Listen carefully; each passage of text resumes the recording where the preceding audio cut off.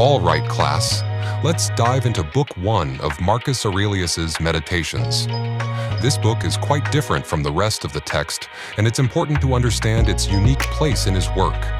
Rather than engaging in deep philosophical arguments, Book 1 is a reflection of gratitude.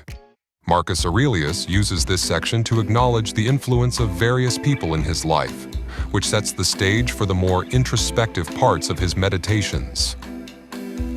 Let's break down the key points together. Main theme: gratitude and acknowledgement. Book 1 is essentially a series of acknowledgements.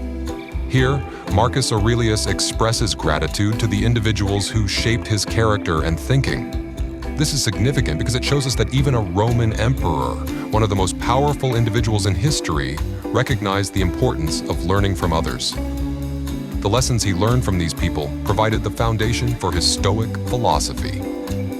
Key points: influence of family and teachers.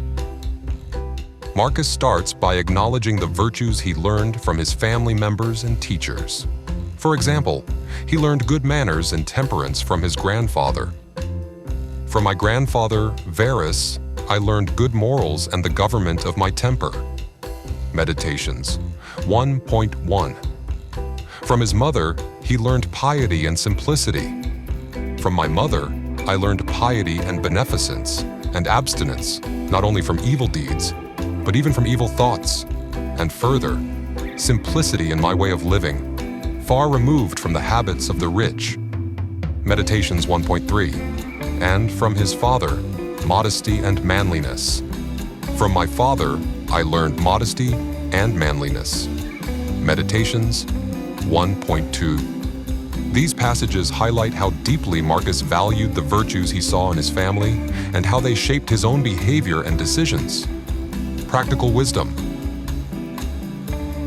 Moving beyond his family, Marcus reflects on the practical wisdom imparted by his teachers.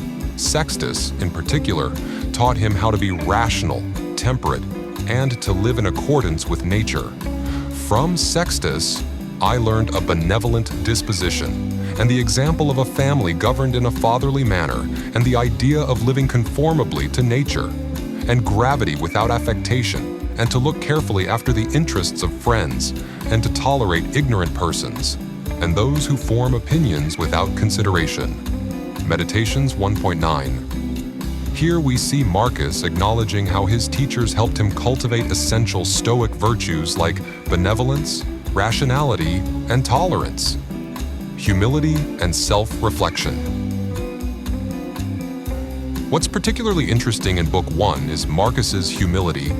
He recognizes that his virtues and wisdom were shaped significantly by those around him, rather than being self-generated. He credits the gods with providing him with these positive influences. From the gods I received: good grandfathers, good parents, a good sister, good teachers, good associates, good kinsmen and friends, nearly everything good. Meditations 1:17. This quote is crucial because it shows Marcus's understanding that no one is self-made. Even an emperor is the product of his relationships and the wisdom of others.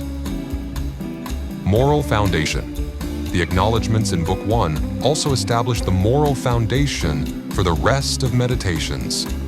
Marcus sees himself as a perpetual student of life, always learning and growing. I owe it to the gods that I was not hurried into any offense against any of them, though I had a disposition which, if opportunity had offered, might have led me to do something of this kind.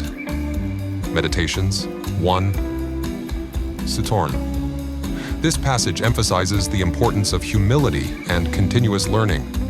For Marcus and for us, recognizing that we are always students of life is key to personal growth. Conclusion. So, what can we take away from Book 1? First and foremost, it's not about presenting arguments or drawing conclusions. Instead, Marcus Aurelius is teaching us the importance of gratitude and the role that others play in our development. This Stoic principle of recognizing and appreciating the influence of others is central to cultivating humility and striving for continuous improvement. Remember, Marcus Aurelius starts meditations by looking outward, acknowledging the impact others have had on him, before he turns inward in the later books to reflect on his own thoughts and actions. This is a powerful reminder that even the most introspective philosophies are deeply connected to the people around us. If you have any questions about the specifics or want to delve deeper into another book of meditations, feel free to ask.